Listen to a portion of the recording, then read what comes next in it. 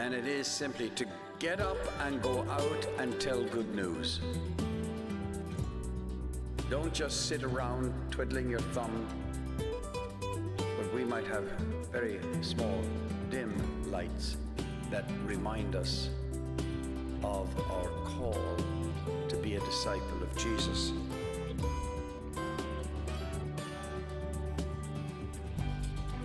If we look back and find moments where God, through a friend, through a parent, through an event, opened our eyes, opened our hearts, their conversion experiences.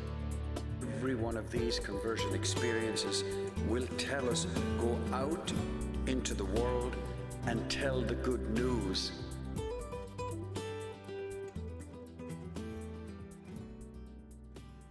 There's a common denominator in all of the readings,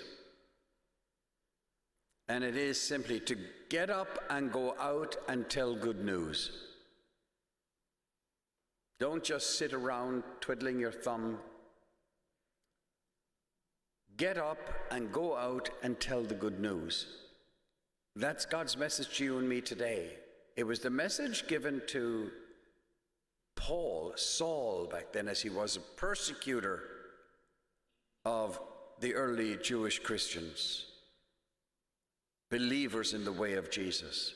And he references that in the reading from Acts, that he was a persecutor of all those who were in the way of the Messiah.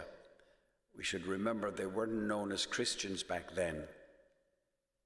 They were Jews for Jesus.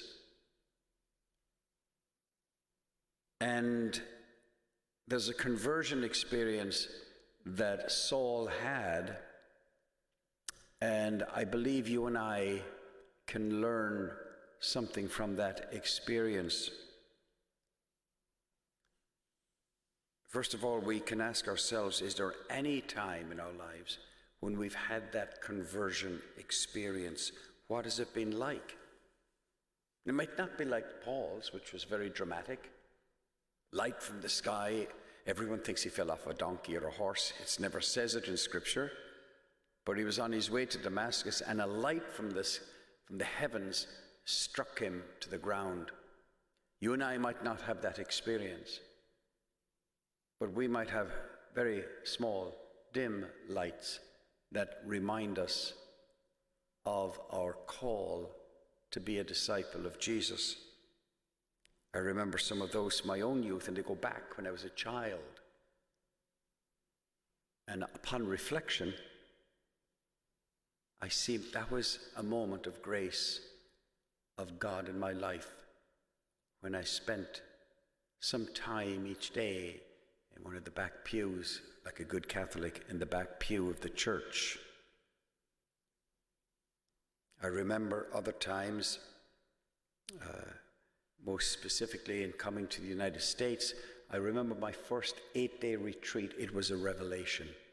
Not a light from the sky, but it was a revelation of God's grace in my life and a kind of conversion. Then there's what we might call a conversion that's kind of a slow burn. It happens over time. For me, that was the celebration of the sacrament of confession, and how I came to know again God's grace in my life ever so slowly. Creeps up on you, and all of a sudden, wow. You and I have those conversion experiences if we take time to look back. And if we look back and find moments where God, through a friend, through a parent, through an event, opened our eyes, opened our hearts, their conversion experiences. Again, not like the flashing light from the sky, but every one of these conversion experiences will tell us, go out into the world and tell the good news of that which you've experienced. In the responsorial psalm we proclaimed, go out to all the world and tell the good news. And Saul was asked to do the same. Go out and tell the good news that Christ has entered your heart and transformed it. And I'm reminded once again of the line of St. Paul VI, Pope Paul VI.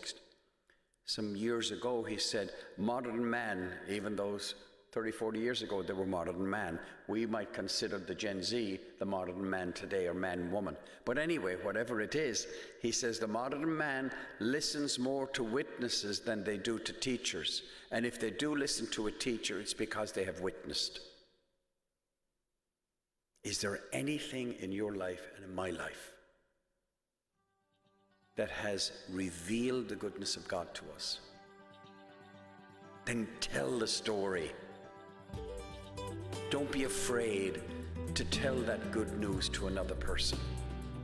Go out to all the world and tell the good news.